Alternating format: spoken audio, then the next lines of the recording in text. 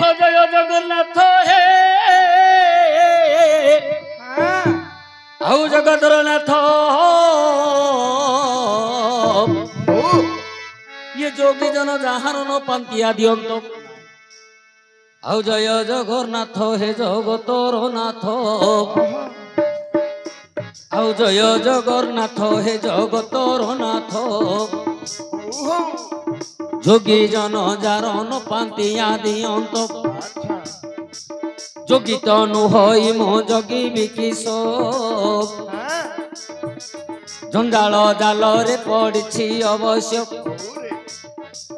जंजाल जाल रे पड़ी अवश्य मु को रूपे बंदी न पारोई जानी मु को रूपे बंदी न पारोई जानी प्रथमे बंदई गुरुदेव पुणी प्रथमे बंदई गुरुदेव पुणी द्वितीय बंदई माता गर्भधारी द्वितीय बंदई माता गर्भधारी तृतीय रे बंदई पिता को सुमरी सभाजन को करी नमस्कार सभाजन को करी नमस्कार एथर बंदई ब्रह्मांड ठाकुर एथर बंदई ब्रह्मांड ठाकुर ठाकुर रूपे बंदे जगन्नाथ नागंकर मध्यरे बंदई अनंत पुरुष मध्यरे हे बंदई नारायण पुरुष मध्यरे हे बंदई नारायण नारी मध्यरे बंदे सीता देवी को जान नारी मध्यरे बंदे सीता देवी को जान आउ भाईकर मध्य भरत बंदई भाईकर मध्य भरत बंदई अस्त्रंक मध्य सुदर्शन तहि अस्त्रंक मध्य सुदर्शन तहि क्षत्रिय मध्य वंदे परशुराम क्षत्रिय मध्य वंदे परशुराम वीरंकर मध्यरे बंदई अर्जुन वीरंकर मध्यरे बंदई अर्जुन आउ ज्ञानीकर मध्य वंदे गजानन ज्ञान रे वंदई तहु ब्रह्म ज्ञान ज्ञान रे वंदई तहु ब्रह्म ज्ञान मातांकर मध्य वंदे वसुमती मातांकर मध्य वंदे वसुमती कंठरे बंदई मात सरस्वती आज मो कंठे करी स्थिति सरस्वती आज मो कंठे करी स्थिति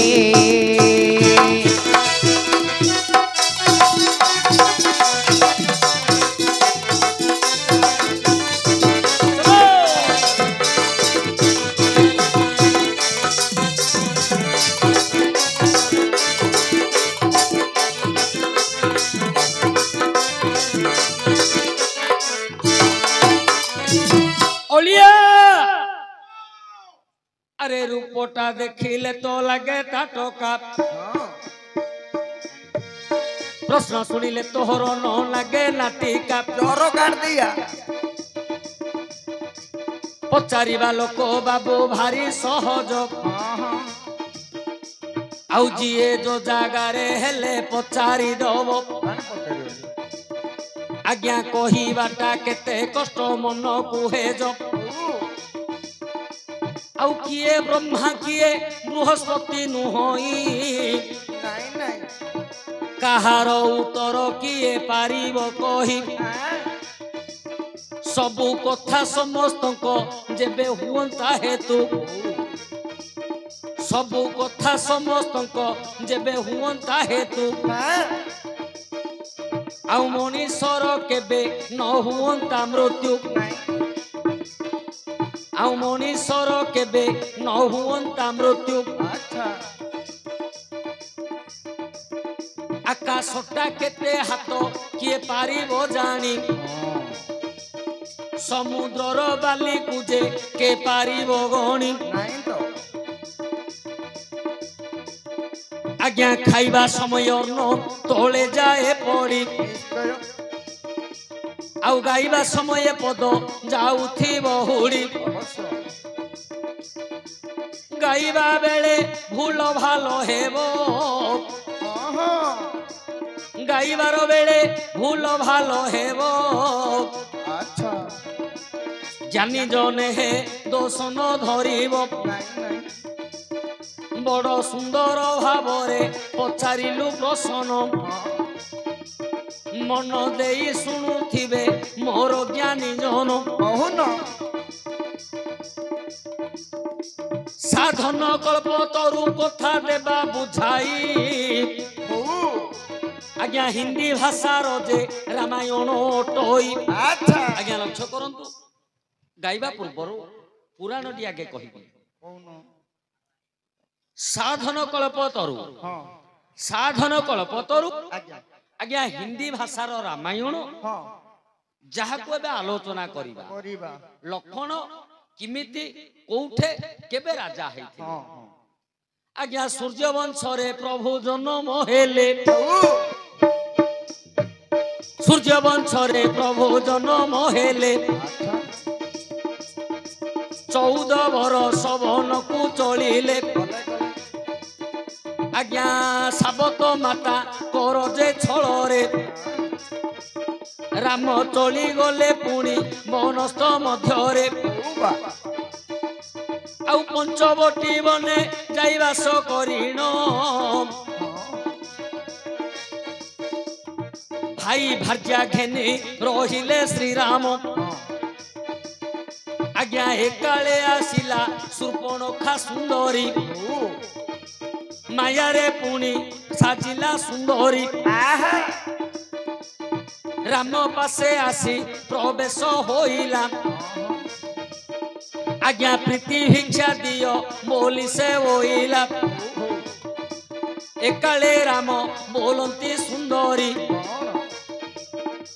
आज्ञा नियम करिछि दीप छुई करी सीता बिना अन्य काहा न करी विश्वास एही कथाटी जे मोर रहिबो अवश्य मोहर सान भाई जे लक्षण तापासकु एबे जाओ गो बहन सेते बेले सुपर्णखा कहूँ चली गला लक्षण पासरे प्रवेश होइला पत्र चिठाऊ देले को देखाई नाको कान काटले से सुमित्रा तनई अलिया जेते बेले प्रभु रामचंद्र सूर्य वंश रे जन्म लाभ करी पितृ सत्य पाली वनवास को जाइछंती सुपर्णखा सुंदरी प्रीति भिक्षा करूछि लक्षण तार नाक कान काटी देइछंती तोते आ विस्तार करी कहूनी संक्षेप रे कहूछि हेले सुपर्णखा जाई रावण को नाट लगेई देला नाट लगेइला सुपर्णखा रावण को जेतो नाट लगेई देला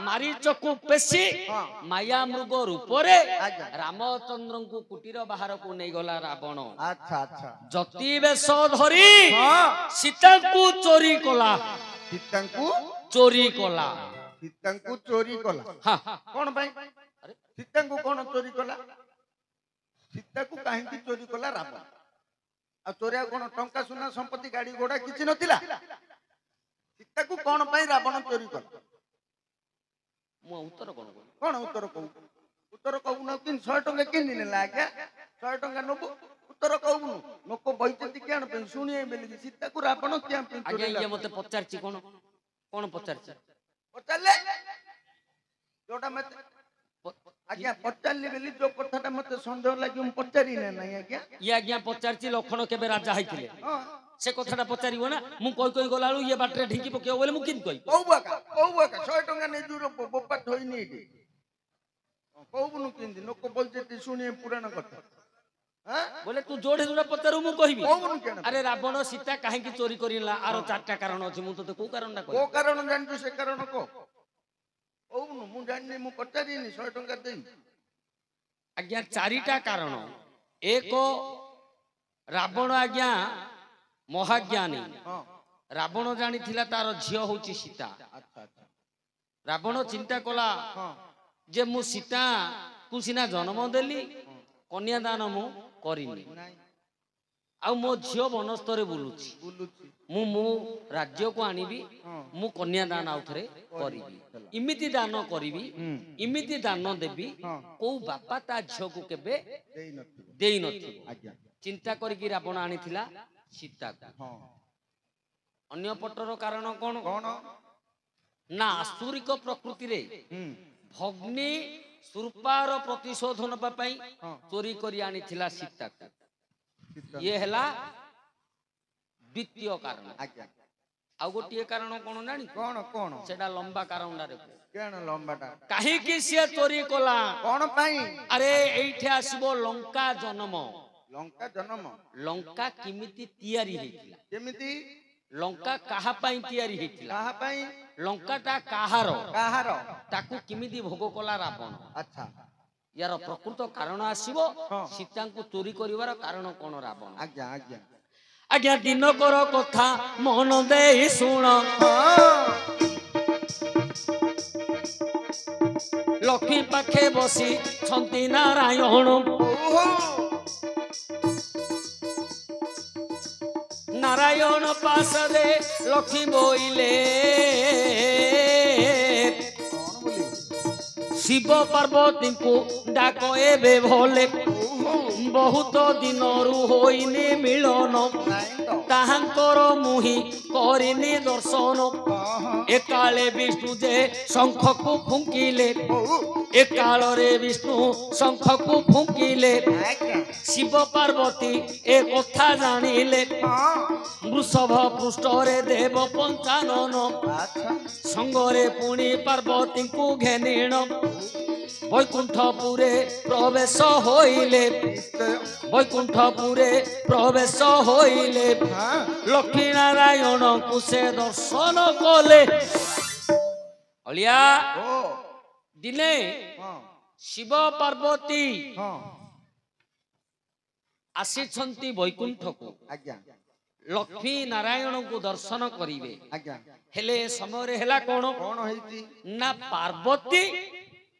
पार्वती को लक्ष्मी नहीं कि देखौतंती घर आस्तंती बेले घर द्वार देखैले कोन देखैले लक्ष्मी कोन एटा होची मोरो बासगृह आज्ञा एटा होची मोरो शयन कक्ष एटा होची मोरो भोजन कक्ष एटा होची मोरो विश्राम कक्ष एटा होची मोरो शौच कक्ष बेले latrine room bathroom kitchen room drawing room bedroom सब देखैले तू इंग्लिश रे कहि दलु मु ओडिया रे कहिले ए सब नै कि देखौथंती महालक्ष्मी पार्वती आज्ञा एटे दी प्रकार भाषा कोन दी प्रकार भाषा कोन कोन गोटे दी जा थिबे गोटे जार किछि नथिबो आउ गोटे जा नै कि ताको देखौ तो एटा देखुनु मोर लेट्रिन डा एटा देखुनु मोर बाथरूम डा एटा देखुनु मोर बेडरूम डा एटा देखुनु मोर किचन रूम डा हेले ये जो देखौथुबो जो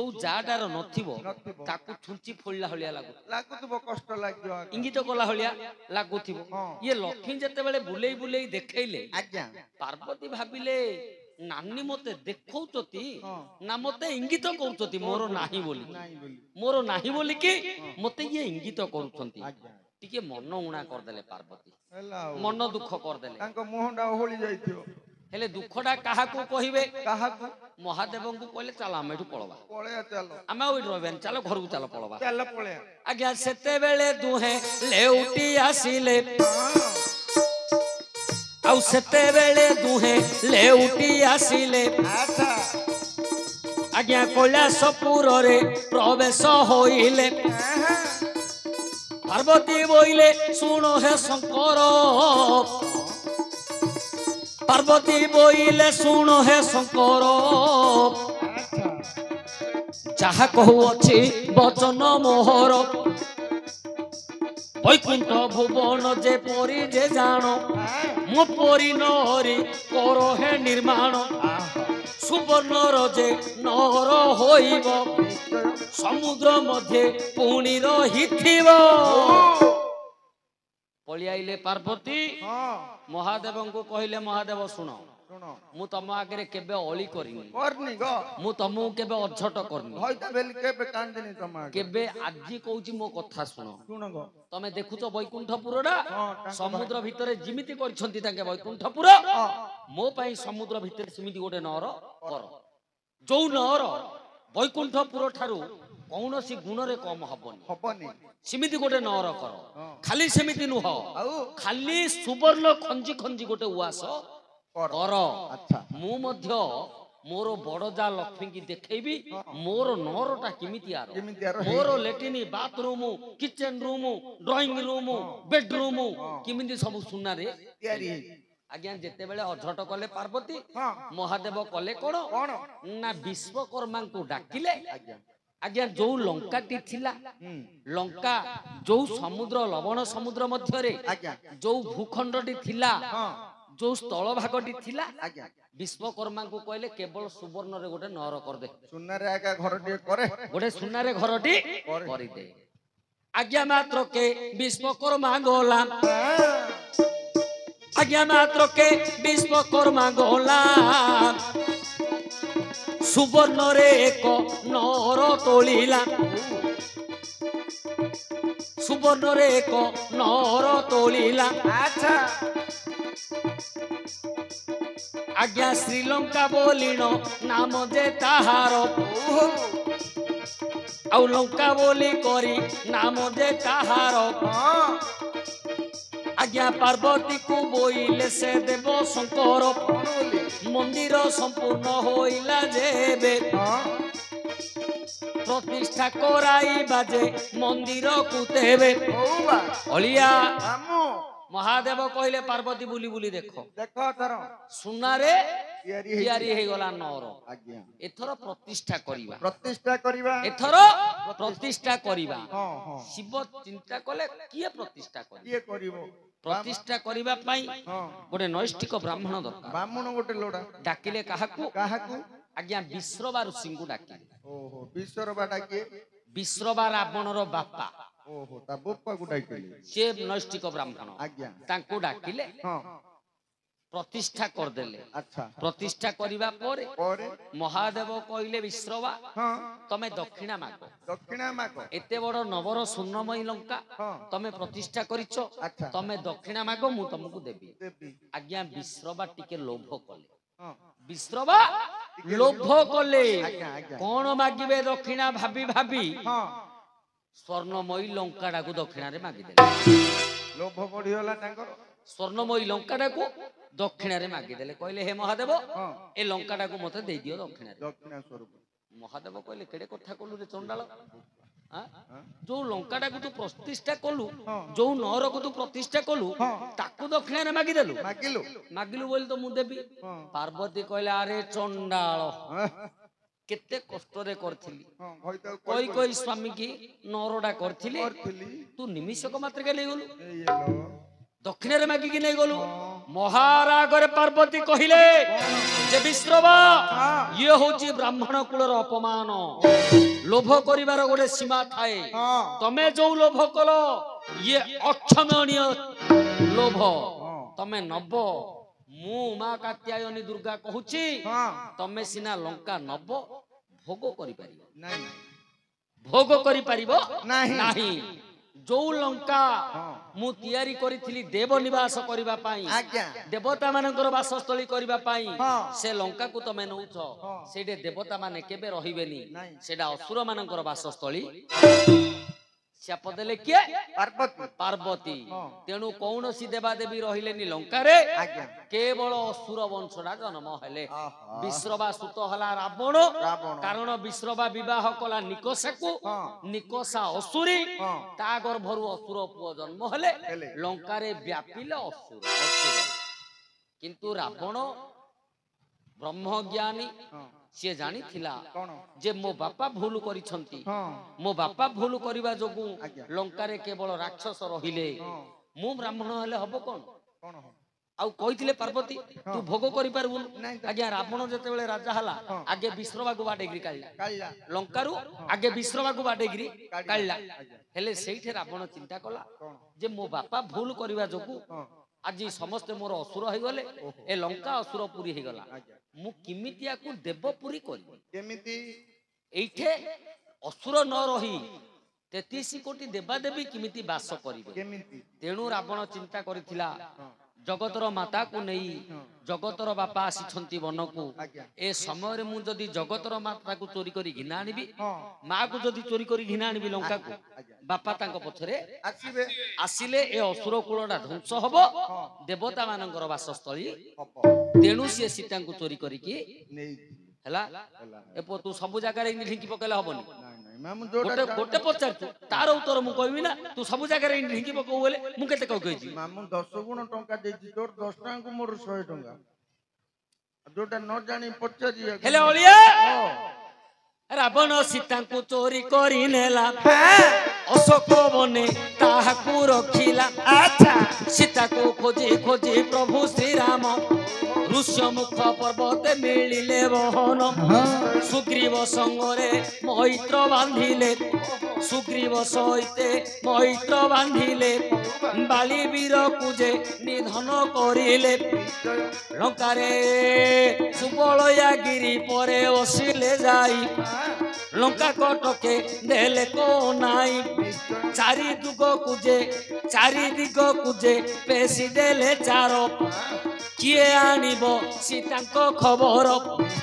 दक्षिण दिग को वीर हनुमान दक्षिण दिग को वीर हनुमान सात समुद्र को करिले लंघन लंका कटके होइले प्रवेश लंका कटके होइले प्रवेश राम नाम एबे सुनिले अवश्य अशोक बने सीतया सुंदरी अशोक बने सीतया सुंदरी अच्छा बसी अछंती राम नाम सेहि जपी करी एकाले हनुमान वृक्ष उपरे एकाले हनुमान वृक्ष उपरे राम नाम जपंती आपना कंठरे अलिया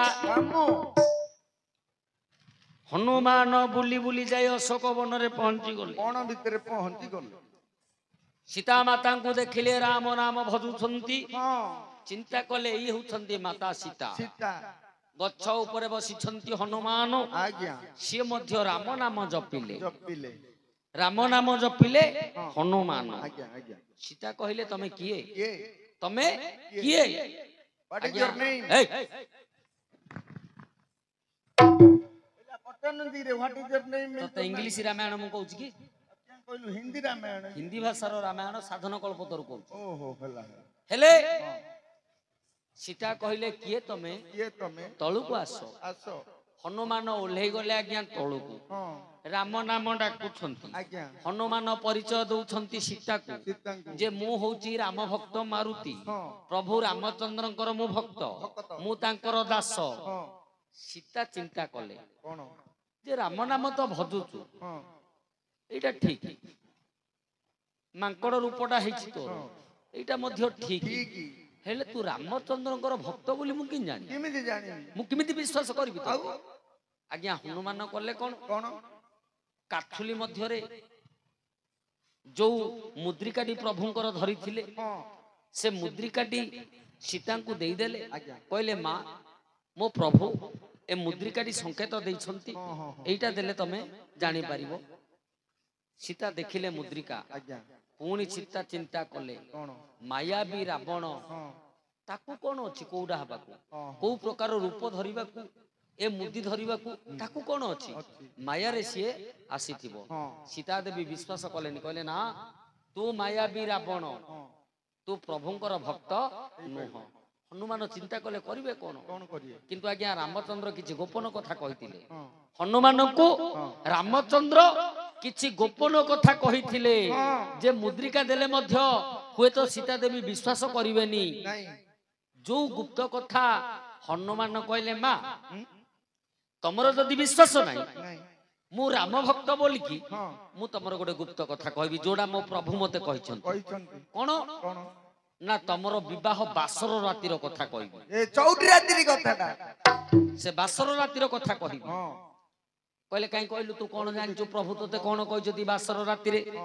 କହିଲା ମା ଟିକେ ଲାଜ ଲାଗିବ ମତେ କିନ୍ତୁ କହିବି। କହିଲୁ ହନୁମାନ କହିଲେ ମା ଯେତେବେଳେ ବେଦୀରୁ ଉଠି ତମେ ବାସର ରାତି ଗୃହକୁ ଗଲ ମୋ ପ୍ରଭୁ ରାମଚନ୍ଦ୍ର ଗୋଟିଏ ପଟେ ବସିଛନ୍ତି ତମେ ଗୋଟିଏ ପଟେ ବସିଛ ମୁହାଁମୁହିଁ ହେଇକି ବସିଛ ଦୀପଟି କୂଳ ଦୀପଟି ମଝିରେ ଲାଗିଛି। ସତ ନା ନାଇଁ ମା? ସୀତା କହିଲେ ସତ। କହିଲେ ରାମଚନ୍ଦ୍ରଙ୍କୁ ତମେ କଣ କହିଥିଲ ମା କହିଲ?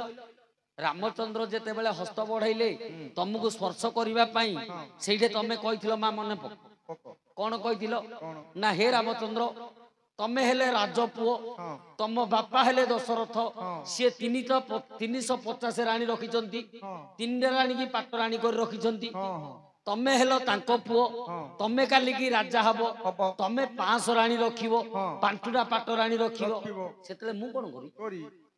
ସୀତା କହିଲେ ସେତେବେଳେ ମୁଁ କଣ କରିବି? ମୁଁ ଚାକରାଣୀ ହେଇଯିବି ଘର ତମେ କାଲିକି ରଖିବନି କି ତମେ ରାଜକୁଳରେ ସେମିତି ହଉଛି ତେଣୁ ତମେ ମତେ ଛୁଇଁ ପାରିବନି ନା ତମେ ମତେ ଛୁଇଁ ପାରିବନି।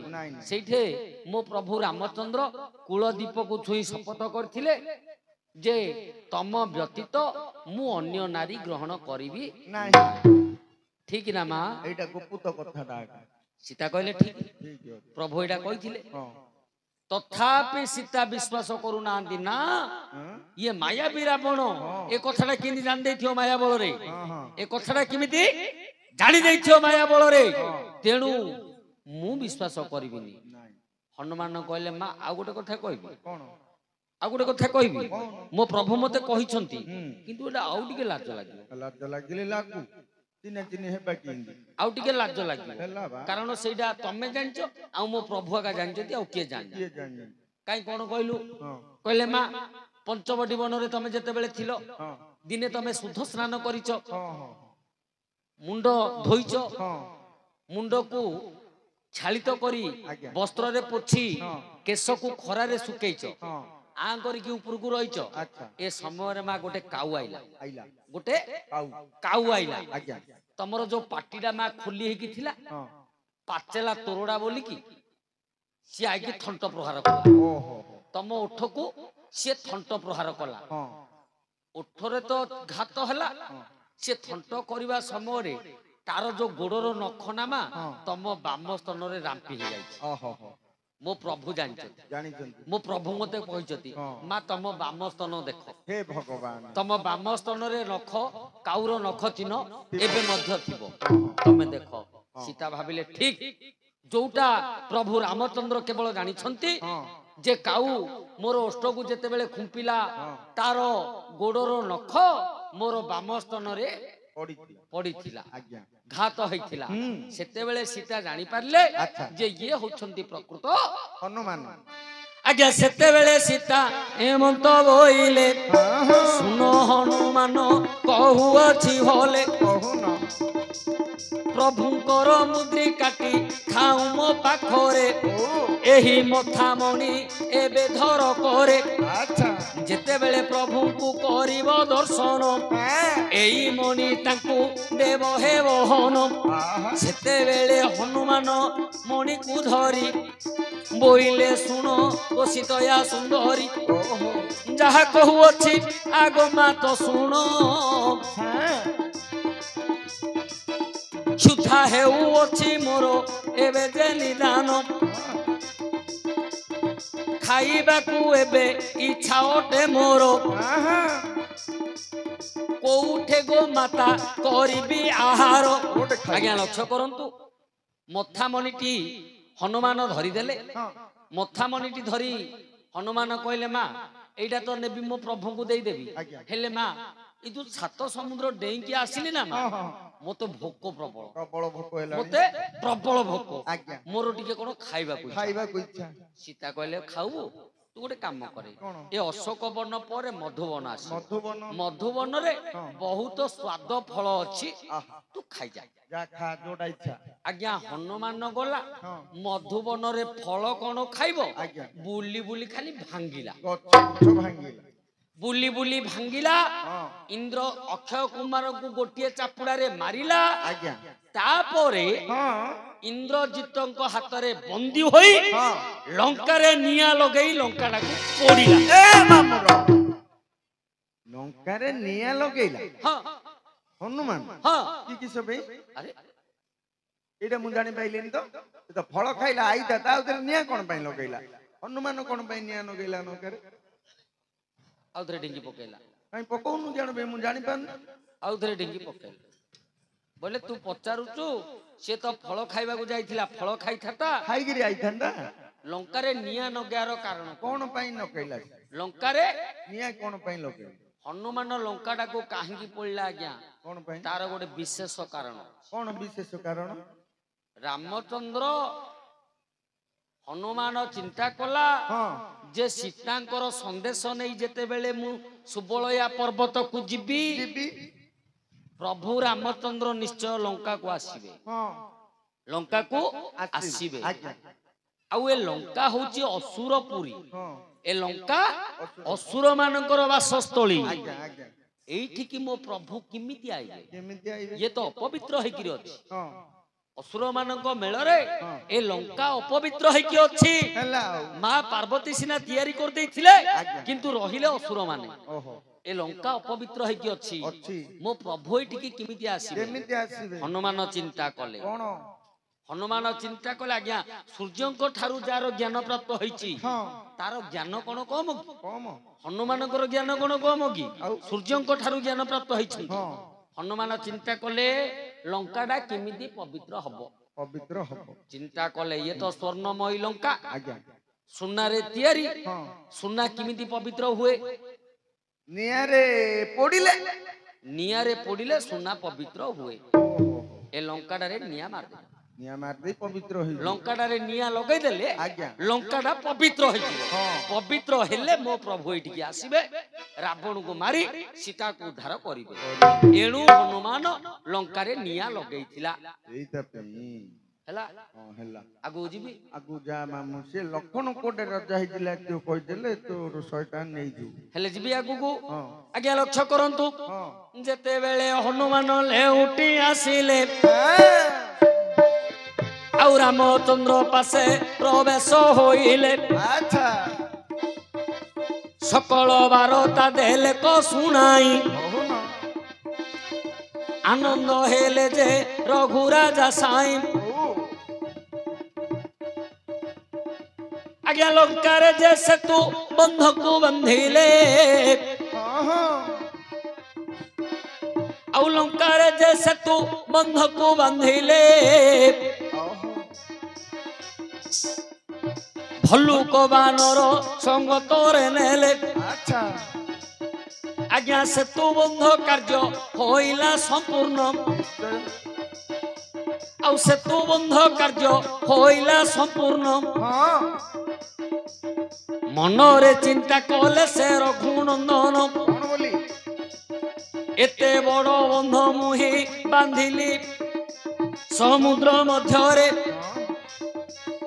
याकू प्रतिष्ठा करिबो किए बेबारे ये के अलिया ओ आउ थरे ओडुआ पड़ी गला कोन ओडुआ बंध बांधी देले रामचंद्र हां शह शह भल्लुक बानर नल नील को नहीं हां बंधटा किए बांधिला बंधटा हां जेसीबी ए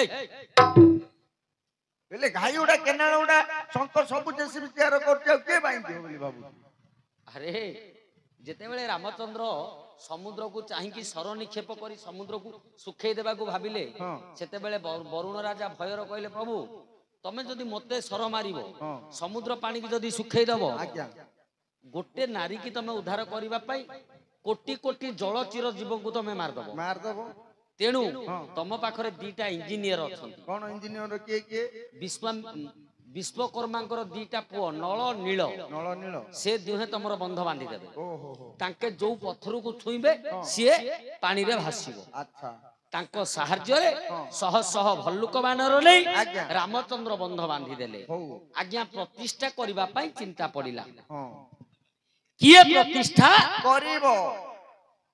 ରାମଚନ୍ଦ୍ର ଆଜ୍ଞା ନାରଦକୁ ଡାକିଲେ। ନାରଦକୁ ଡାକିଲେ। କହିଲେ ନାରଦ ଏ ସମୟରେ ତମେ କିଛି ଉପାୟ କୁହ। କୁହ କିଏ ବନ୍ଧ ବାନ୍ଧିବ, ବନ୍ଧ କିଏ ପ୍ରତିଷ୍ଠା କରିବ, କିଏ କରିବ? ନୈଷ୍ଠିକ ବ୍ରାହ୍ମଣ କିଏ? ହଁ ନାରଦ କହିଲେ ପ୍ରଭୁ ନୈଷ୍ଠିକ ବ୍ରାହ୍ମଣ ତ ଅଛନ୍ତି, ହଁ ନୈଷ୍ଠିକ ବ୍ରାହ୍ମଣ ଅଛନ୍ତି, ଆଚ୍ଛା ଏମିତି କି ଚତୁରାନନ ବ୍ରହ୍ମା ମଧ୍ୟ ଅଛନ୍ତି। ହୁଁ ତମେ ଡାକିବ କଣ ବ୍ରହ୍ମା ଆସିବେନି କି? ଆସିବେ। ଆଉ ଗୋଟେ ଅସୁବିଧା ଅଛି, କଣ ବ୍ରହ୍ମା ଆସିବେନି। କଣ ପାଇଁ? 33 କୋଟି ଦେବତାକୁ ରାବଣ ପାଦ ତଳେ ଖଟେଇକି ରଖିଛି। ହଁ ହଁ ହଁ ରାବଣ ତମର ଶତ୍ରୁ। ତମେ ତାକୁ ମାରିବା ପାଇଁ ବନ୍ଧୁରା ବାନ୍ଧିଛ। ବାନ୍ଧୁଛ। କୋ ବ୍ରାହ୍ମଣକୁ ଡାକିଲେ କିଏ ଆଇବ ପ୍ରତିଷ୍ଠା କରିବାକୁ? ହଁ, କିଏ ସତ। ଆଇବେନି। ନାଇଁ। ରାମଚନ୍ଦ୍ର କହିଲେ କେମିତି ହବ, କେମିତି ହବ କେମିତି? ପ୍ରତିଷ୍ଠା ହେଲେ ତ ମୁଁ ଯିବି। ଆଉ ନାରଦ କହିଲେ ପ୍ରଭୁ ଗୋଟେ କାମ କର, କଣ କରିବା? ତମେ ରାବଣକୁ ଡାକି ଦିଅ। ରାବଣକୁ ଡାକିଆ? ସିଏ ନୈଷ୍ଠିକ ବ୍ରାହ୍ମଣ, ହଁ ସିଏ ରାବଣ ନୈଷ୍ଠିକ ବ୍ରାହ୍ମଣ। ହଁ ହେଲା। କାହାକୁ ଡାକିଲେ ସିନା କିଏ ଆସିବେନି, ହଁ। ରାବଣକୁ ଡାକି ଦିଅ। ରାବଣ ରାମଚନ୍ଦ୍ର ଚିନ୍ତା କଲେ ଠିକ, ମୁଁ ରାବଣକୁ ଆକା ଡାକିବି। ଆଜ୍ଞା।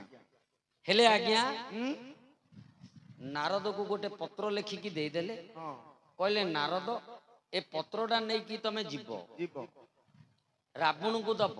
ହଁ କୋଉ ସମୟରେ ଦବ? କୋଉ ସମୟରେ? ସକାଳ ସମୟରେ ଦବ। ଆଜ୍ଞା। ଆଜ୍ଞା ରାବଣର 3ଟା ସମୟ ଥାଏ, କୋଉ ସମୟ? ସେ 3 ପ୍ରକାର କାର୍ଯ୍ୟ କରେ। କଣ କଣ? ସକାଳୁ ଆଜ୍ଞା ସିଏ ନୈଷ୍ଠିକ ବ୍ରାହ୍ମଣ, ହଁ ସମୁଦ୍ରରେ ସ୍ନାନ କରି ତାର ସପ୍ତପୁରୁଷକୁ ଜଳ ତର୍ପଣ କରିବ। ଆଜ୍ଞା। ସେ ସମୟରେ ସିଏ ନୈଷ୍ଠିକ ବ୍ରାହ୍ମଣ। ବ୍ରାହ୍ମଣ। ମଧ୍ୟାହ୍ନ ସମୟ ଆଜ୍ଞା ହଁ। ଖରା ବେଳ, ସେ ସମୟରେ ସିଏ ରାଜ ଚକ୍ରବର୍ତ୍ତୀ, ଆଜ୍ଞା। ରାଜ୍ୟ କଥା ବୁଝିବ, ରାଜଗାଦିରେ ବସିବ। ହଁ। ଆଜ୍ଞା ସନ୍ଧ୍ୟା ସମୟ, ହଁ। ସନ୍ଧ୍ୟା ସମୟରେ ସିଏ ଅସୁର ଅସୁର। ମଦ ମାଂସ ଭୋଜନ କରି ରାଣୀ ମାନଙ୍କୁ ଭୋଗ କରିବ। ଆହା। ଏ 3ଟା ସମୟରେ ସିଏ 3 ପ୍ରକାର ଅଭିନୟ କରେ। ହଁ। ରାମଚନ୍ଦ୍ର କହିଲେ ତମେ ସକାଳ ସମୟରେ ଏକା ଯିବ। ଯିବ। ସକାଳ ସମୟରେ ଗଲେ ସିଏ ବ୍ରାହ୍ମଣ, ତମ କଥାଟା ସିଏ ରଖିବ। ରଖିବ। ଆଜ୍ଞା ନାରଦ ପଳେଇଲେ। ସକାଳ ସମୟରେ ରାବଣକୁ ନେଇକି ଆଜ୍ଞା ପତ୍ରଟି ଦେଇଦେଲେ। ହଁ ହଁ ହଁ। ପତ୍ରଟାରେ କଣ ଲେଖା ହେଇଥିଲା କଣ? ଯେ ରାବଣ ଅଡୁଆରେ ପଡିଗଲେ। କହ। ପତ୍ରଟାରେ? ପତ୍ରଟାରେ କଣ ଲେଖା ହେଇଥିଲା? ରାମଚନ୍ଦ୍ର ଏମିତି କଣ ଲେଖିଥିଲେ ସେ ପତ୍ରଟାରେ ହଁ। ଯେ ରାବଣ ଅଡୁଆରେ ପଡିଗଲା। ରାବଣ ଅଡୁଆରେ ପଡିଗଲା।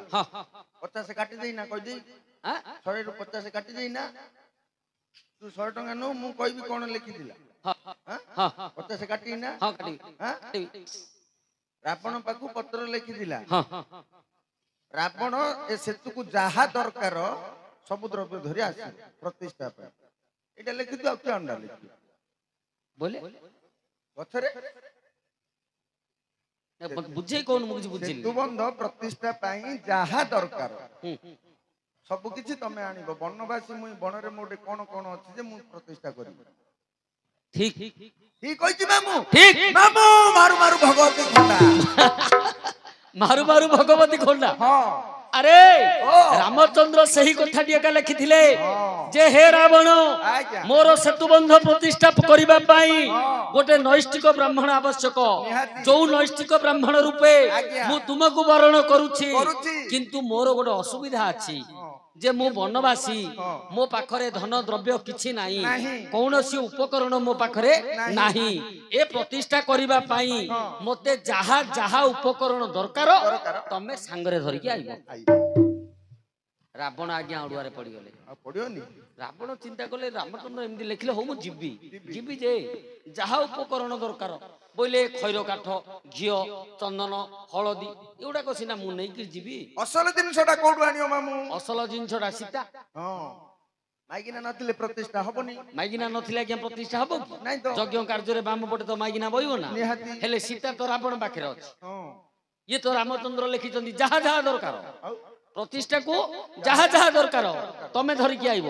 ରାବଣ ଚିନ୍ତା କରୁଛି ସୀତା ମୋ ପାଖରେ ଅଛି, ଅର୍ଥାତ ମୁଁ ସୀତାକୁ ଧରିକି ଯିବି। ଅଡୁଆରେ ପଡିଗଲା ରାବଣ। ପଡିବନି? ରାବଣ ମଧ୍ୟ ବାର୍ତ୍ତା ଦେଇଦେଲା, ଠିକ ଅଛି ଆସନ୍ତା କାଲି ମୁଁ ବନ୍ଧ ପ୍ରତିଷ୍ଠା କରିବାକୁ ଯିବି। ଆଜ୍ଞା। ଆଜ୍ଞା ରାବଣକୁ ଆଉ ନିଦ ହଉନି। କୁଆଡେ ହବ? ଇଏ କଥା ସିନା ଦେଇଦେଲି ରାମଚନ୍ଦ୍ରଙ୍କୁ ବନ୍ଧ ପ୍ରତିଷ୍ଠା କରିବାକୁ ଯିବି। ଆଜ୍ଞା ସିଏ ତ ଲେଖିଛନ୍ତି ଯାହା ଯାହା ଦରକାର ଆଣିବ, ମୁଁ ସିନା ସବୁ ସଂଗ୍ରହ କରିକି ନେଇଯିବି, ସୀତାକୁ କେମିତି ଧରିକି ଧରି ଯିବି? ସୀତାକୁ କେମିତି ଧରିକି ଯିବି? ଆଜ୍ଞା ସିଏ କଣ ମୋ କଥାରେ ରାଜି ହବ କି ନାଇଁ ତ ମୋ ସାଙ୍ଗରେ ଯିବାକୁ? ନାଇଁ ଆଁ? ନାଇଁ ତଥାପି ଚେଷ୍ଟା କରିବି। ଓ ଆଜ୍ଞା ଏମନ୍ତ ଭାବି ଶୋଇଲା ରାବଣ,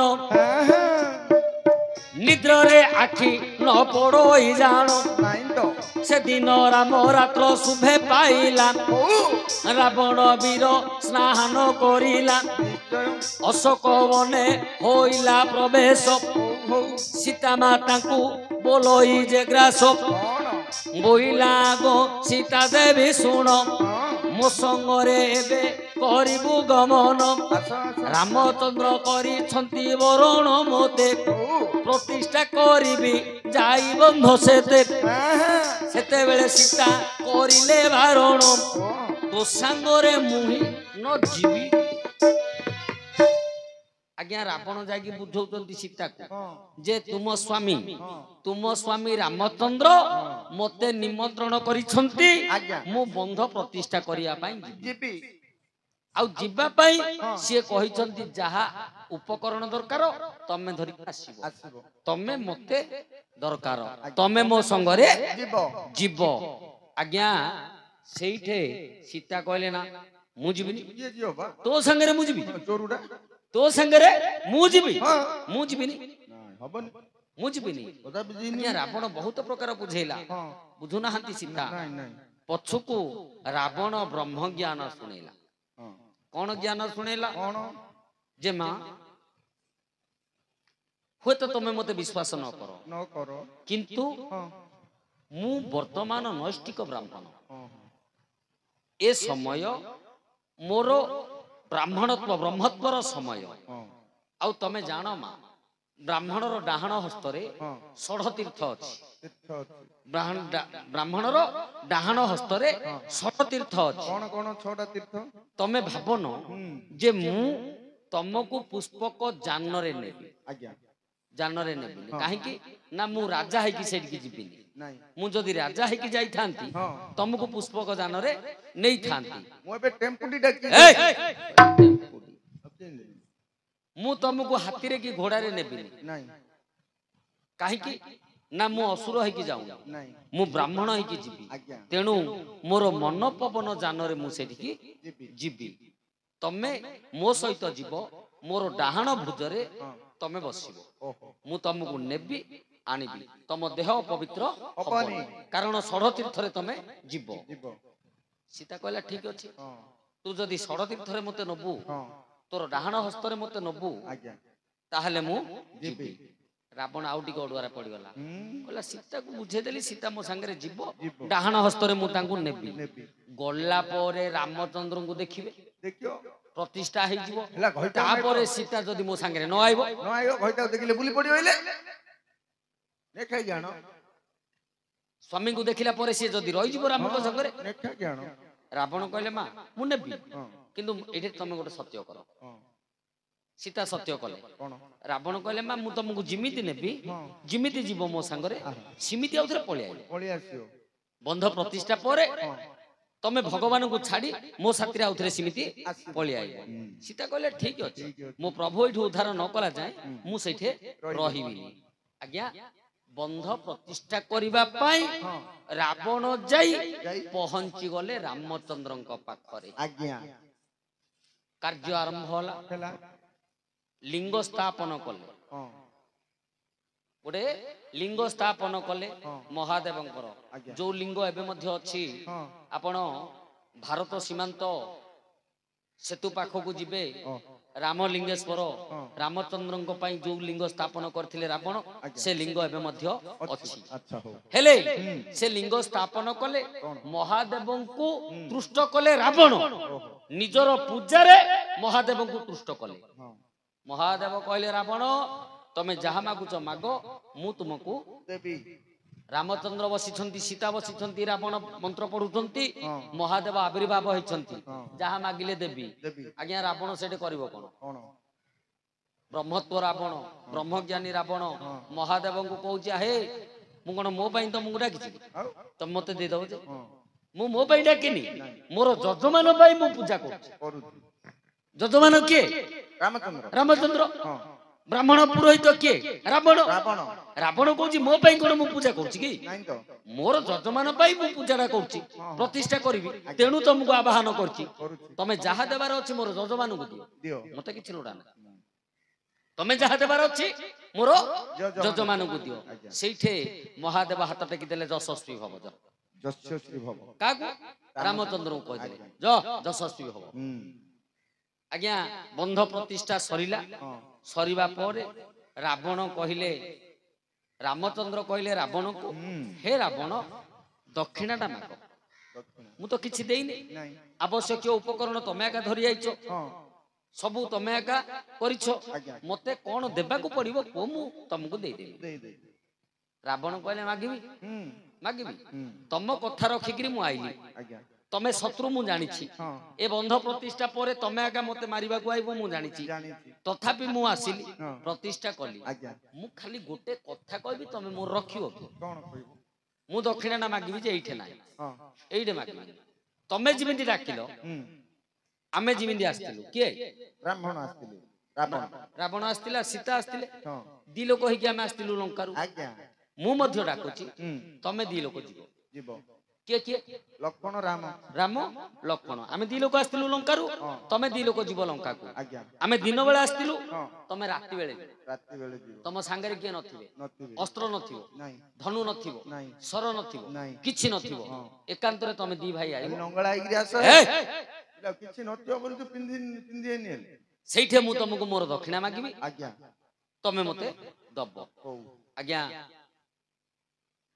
लक्ष्मण कहले भाई ना रामचंद्र कहले मुझी तुम जाओ सीता को धरिकी रावण पळेले आज्ञा आज्ञा लक्ष्य करंतु कोन लक्ष्मण कहले भाई ना आमे जिबानी आमे जीवानी माया भी रावण ये हां काहाकू सांगरे आनिया को मना को करूची दी भाईया का आइबो बोली कहू हां धनुष्यर किछि धरिबोनी बोली कहू नहीं आमे पळवा ता उआसु कोन कर दबो से आउ जिबानी किंतु रामचंद्र कहले लक्ष्मण हां आमे परा राजा बुआ आउ सूर्य वंशर राजा पुत्र आमे आउ क्षत्रिय वंश आमर हां आमे भय करिबा कोन पई आमे जीवा जीवा आज्ञा रात्र समय रे राम लक्ष्मण को धरी जाउछंती किंतु लक्ष्मणकर विश्वास नाही कहले नाही मु बिना अस्त्र रे जीवी नाही नहीं आज्ञा खंडे छुरी छुरी खंडे एतिकी टिके हां कंटेली कोटा चाकुटा हेते लक्ष्मण निजर जटा मध्यरे रखिछंती जटा मध्यरे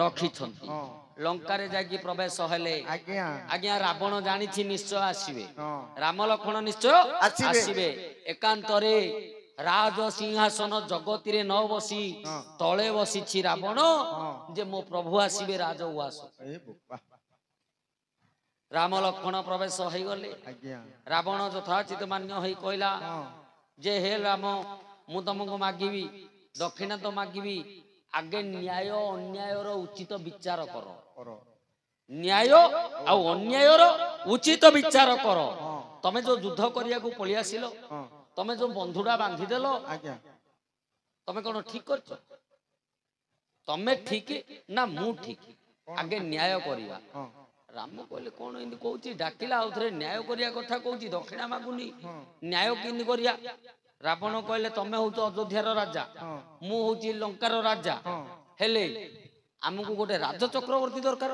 निहाती महाराजा गोटे हेले तो हमर न्याय करिवो हां रामचंद्र कहले राति अधरे महाराजा गोटे कोठी गाड़ी ओ गणिया हे सेठे रावण चाहिला कोन ना न्याय स्तंभटा भांगी बसी अर्जुन अयोध्यार न्याय स्तंभ कोन कोन ना लक्ष्मण जदि राजा है जिवे से ठीक न्याय करिवेन रामचंद्र को सपक्ष रे का से न्याय करिवे निजर भाई आ सूर्य वंशर न्याय स्तंभटा भांगी जीवो ओहो रावण कहले एठे लक्ष्मण राजा हबो लक्ष्मण राजा करिया तमे गोटे राजा मु गोटे राजा हां आम दुहि को न्याय देबा पई लक्ष्मण एठे लक्ष्मण हेबे महाराजा महाराजा हेले लक्ष्मण जदि महाराजा हेबे हां ए राज सिंहासन रे तांको बसिबा को पड़िबो ओडीबो रामचंद्र कहले लक्ष्मण तमे सूर्य वंशर पुओ हां सूर्य वंशर रक्त तम देहरे प्रवाहित होउची हां आज ए जो जगती ऊपर तमे बसिबो आज्ञा जो महाराजा राज चक्रवर्ती ऊपर तमे बसिबो हां ना मु तम भाई नाही कि मोर अयोध्या नाही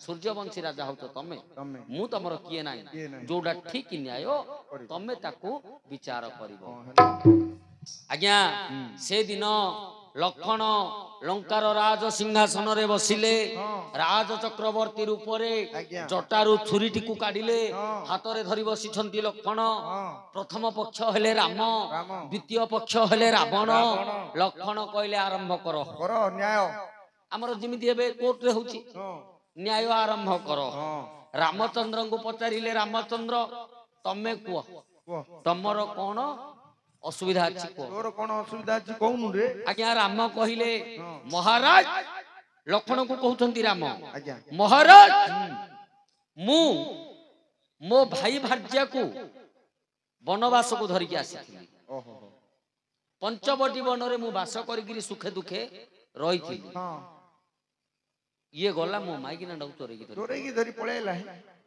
रामचंद्र कहले महाराज धन संपत्ति सुना टंका चोरी हेबा जिनिस चोर माने ताकू चोरी करंती माइकिना कोन चोरी हेबा जिनिस की माइकिना कोन चोरी हेबा पदार्थ की नाही तो ये मो माइकिना डाकू चोरी कर देकी पळी आइ लक्ष्मण कहले ये भूल करछि हां रावण भूल करछि रावण ता माइकिना डाकू यानिया कथा की लक्ष्मण कहले रावण तू भूल करछ ता माइकिना डाकू तू आनिया कथा नाही ता माइकिना डाकू तू किन धरि पळे रावण कहले महाराज मो भूल मु मानुछि मोर मध्य किछि कहबार अछि आ कहबनी लक्ष्मण कहले कह कोन कहबू कह रावण कहले महाराज आमे हेलु राजा हमरो राज्य परिवार आम देहरे कंदर पंदर पंचबाण सब बेले लाखी रहिबो मो भौणी हेला राजकन्या ता देहरे मध्य कंदर पर बाण मारिला आ भाई पाखु जाइथिला आ पाखु जाइथिला प्रीति भिक्षा करिया पई ये प्रीति भिक्षा देलानी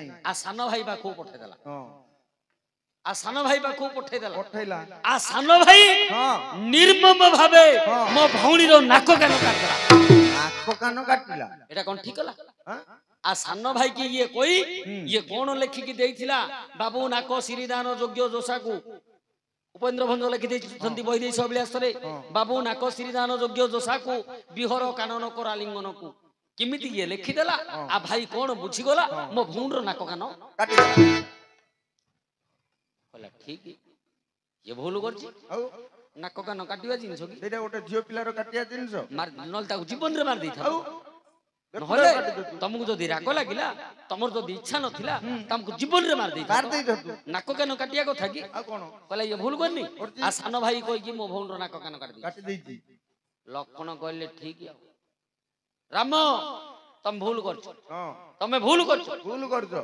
ता भौंडर नाक कान तम सान भाई कोइ की तमे काटि देइछ तेनु तमे दोषी तमे आ कोन कहबार अछि रामचंद्र कहले महाराज मु मो दोष स्वीकार करू ता भौंडर नाक कान मो सान भाई कहि मु काटि देइछ किंतु मते किछि लोडा नै मो माइगिनाडा को फेरै दउ मु एठू पळै मते युद्ध लोडा नै मो माइगिनाडा को मते देइ दउ मु एठू पळै लक्ष्मण कहले ठीक अछि रावण गोटे काम करे जहा तो हला हला ता से तो तार दोष स्वीकार करछि ता माइगिनाडा को ताकू देइ दे रावण कहला महाराज मु मध्य मो दोष स्वीकार करछि ता माइगिनाडा चोरे गिराणी की मोर दोष होइछि मु स्वीकार करछि ता माइगिनाडा को ताकू मु फेरे देबी मो भौंडर नाक कान से फेरे दु की प्लास्टिक सर्जरी करदा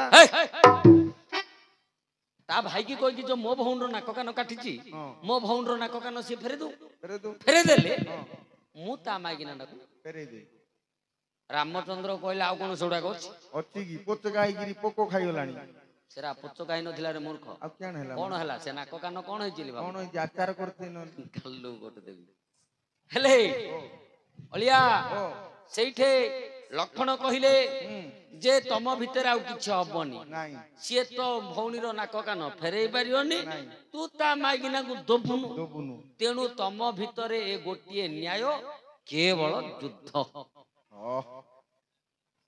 केवल युद्ध न्याय करदेले लक्ष्मण जे युद्ध रे जे जय लाभ करिवो से तार प्राप्य नै की ରାବଣ ଉଠି ପଡିଲେ କହିଲେ ହେ ରାମ ଯଦି ମହାରାଜ କହିଲେ ଯୁଦ୍ଧ ମୁଁ ନିଶ୍ଚୟ ଯୁଦ୍ଧ କରିବି କିନ୍ତୁ ମୋ ଦକ୍ଷିଣଟା ଆପଣ ମତେ ଦେଇଦେବେ ଯେତେ ଚଞ୍ଚଳ ମୋ ଲଙ୍କାର ସବୁ ଅସୁର ମାରି ମୋ ମୁଣ୍ଡଟାକୁ ତମ ପାଦ ତଳେ ରଖିଦେବି।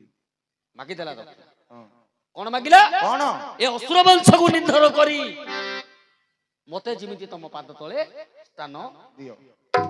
ଇଏ ହଉଛି ମୋର ଦକ୍ଷିଣ। କଣ ମାଗିଥିଲା? କିଏ ରାଜା ହେଇଥିଲେ ଲକ୍ଷ୍ମଣ? କେତେବେଳେ? ଲକ୍ଷ୍ମଣ ରାତିରେ ରାଜା ହେଇଥିଲା ଲଙ୍କାପୁରୀରେ, ଲଙ୍କା ଆସନରେ।